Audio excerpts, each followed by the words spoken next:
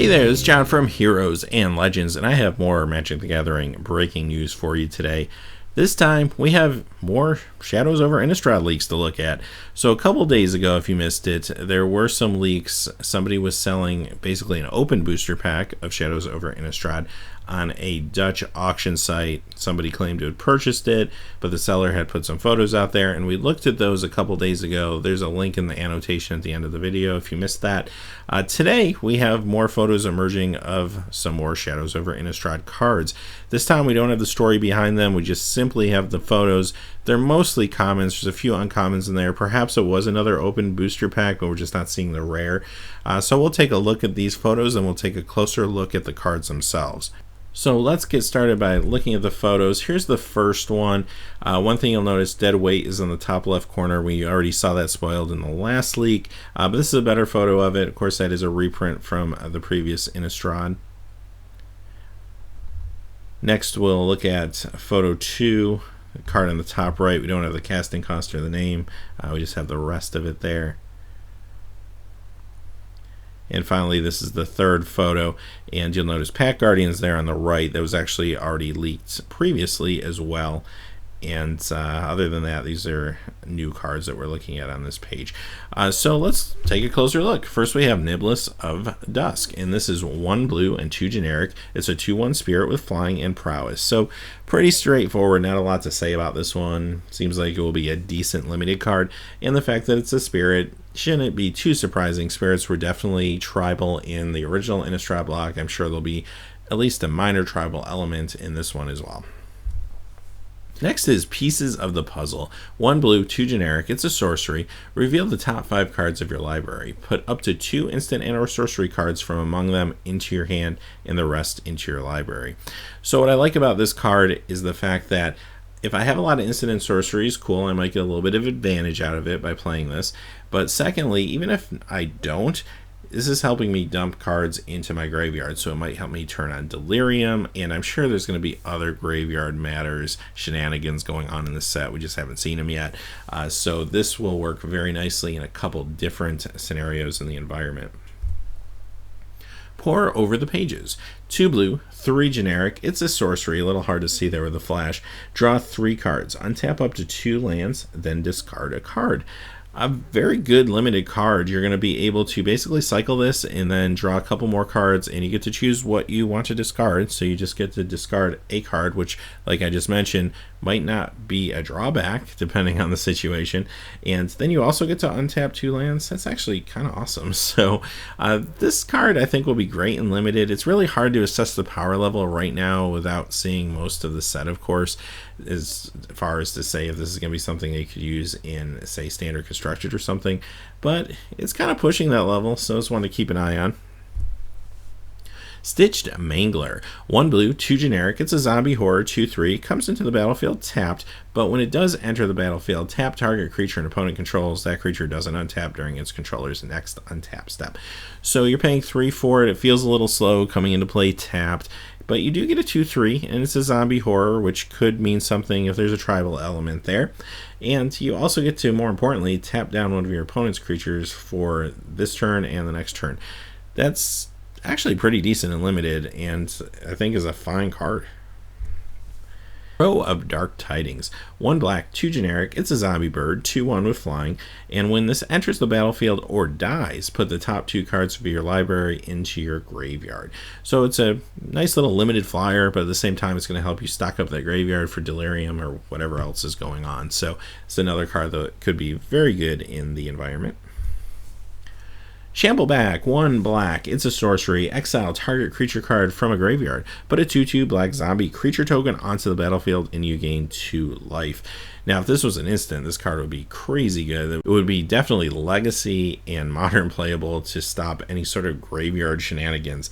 Now, having said that, it's sorcery speed. It's a little too slow to deal with some of the instant speed graveyard recursion that's out there, especially in legacy formats and stuff like that. but it's probably going to be decent in this environment because it's cheap and it's going to keep your opponent maybe off Delirium a little longer. Maybe if there's any other graveyard shenanigans that you need to disrupt, this card will help you do it. And even if there isn't, you still get 2 life and a 2/2 creature out of it for 1 mana. That's actually pretty great. So this is a card that I could see doing some work in Limited.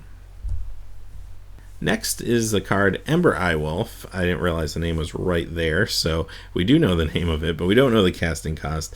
It's a 1/2 wolf with haste, pay a red and a generic, and we'll get +2/+0 until end of turn. So very hard to evaluate the card, obviously, without knowing the casting cost. But watch out for these little small hasty creatures they can pump. We've seen in the past that they can be very powerful, so one to keep your eye on in the future. Lightning Axe, 1 red, it's an instant. This is actually a reprint from Time Spiral. As an additional cost to cast Lightning Axe, discard a card or pay 5 generic. Lightning Axe deals 5 damage to target creature. And here's what I like about these type of reprints. This card is going to feel a lot different probably in the Innistrad block than it did in the Time Spiral block, where maybe discarding a card is more of a disadvantage, where in a lot of cases in this block it will probably at times be an advantage to get rid of the card. So I find that pretty interesting, especially we know Madness is a thing because we saw that leaked in the previous video.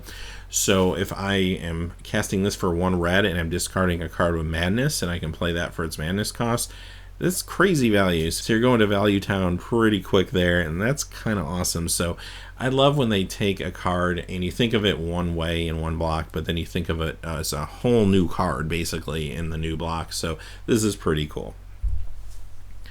Magmatic Chasm. Here's another reprint. 1 red, 1 generic. It's a sorcery. Creatures without flying can't block this turn. We just saw this in Dragons of Tarkir. I don't know. It wasn't super great there, but it's hard to evaluate this type of card without seeing more of the set. Keep an eye on it. It's just really hard to say right now.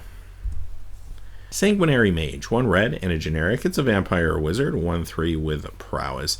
So again, it is pretty straightforward. Not a lot I can add to this, but watch out for those little red creatures. We know that, especially when a format's new, a lot of the default decks turn to aggro, so keep an eye out for this one. You never know.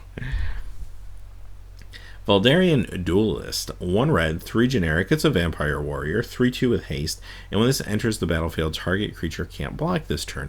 So paying 4, you'd prefer to see a 4/2 or a 3/3, but the fact that it has haste and the fact that a target creature can't block for that turn actually makes it a pretty good aggressive card. So again, watch out for these aggressive cards. I think this will be decent and limited. Quilled Wolf, 1 green and a generic. It's a wolf, 2/2, and if you pay a green and 5 generic, it gets +4/+4 till end of turn. So it's a grizzly bear with upside. Those are just fine and limited. I think it will be a fine card. It will do some work for you. It doesn't have evasion, but +4/+4, getting it up to a 6/6 is not nothing. So a 6/6 creature attacking in maybe on turn 7 or turn 8 is not the worst thing in the world. So I can definitely see this getting some limited play. And the last card of the day is Explosive Apparatus. It's an artifact, costs 1 generic, and you pay 3 generic, tap and sacrifice, and deals 2 damage to target creature or player.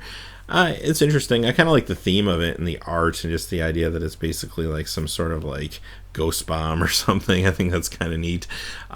It's not super exciting. I mean, we've seen cards like this very recently. In fact, there's a couple of cards I think that actually cost 2 mana and then you pay 2 and tap and it deals 2 damage. Well, this time you're only paying 1 up front and you're paying 3 later, so it's not really different than those cards. Again, it's hard to evaluate how good this card will be in the environment because we just don't know how many 2 or less toughness creatures are going to be out there. If there's a lot, this becomes a great card. If there's not that many, then it's not going to be quite as good. Well, having said that, those are the leaked cards, and like I said in the last video, I'm not super excited to be reporting on leaks, especially as frequently as it has been lately. I just don't think personally they're great for the game. I do think they kind of stunt some of the excitement of the set as it gets closer to the pre-release and to spoiler season and all that. But I do owe it to you guys as viewers that anyone that wants the information should definitely be able to get the information once it's out there. So it is out there, whether we like it or not, and it's being shared, so I wanted to share it with you all. And let me know in the comments below your thoughts on the cards, your thoughts on leaks in general. I really do hope Wizards can really get a handle on this whole leak situation. It does appear to be coming from their contractors, not necessarily in-house or anything like that, at least not at this point. But I'm sure we'll talk more about it in the future. Until then, hey, thanks for watching. Please remember to like and subscribe, and have a great day. Hey, thanks as always for watching. This video, like all my videos, was made possible by the generous support of viewers like you on Patreon. Even a donation of $1 helps me to keep growing this community and creating better quality videos for all of you. Check out our Patreon page for exclusive giveaways and future goals for the channel. If you haven't had a chance yet to subscribe, hit that subscribe button so you don't miss any of the MTG news, spoilers, set reviews, product openings, or finance videos on Heroes and Legends. Talk to you again soon, and have a good day.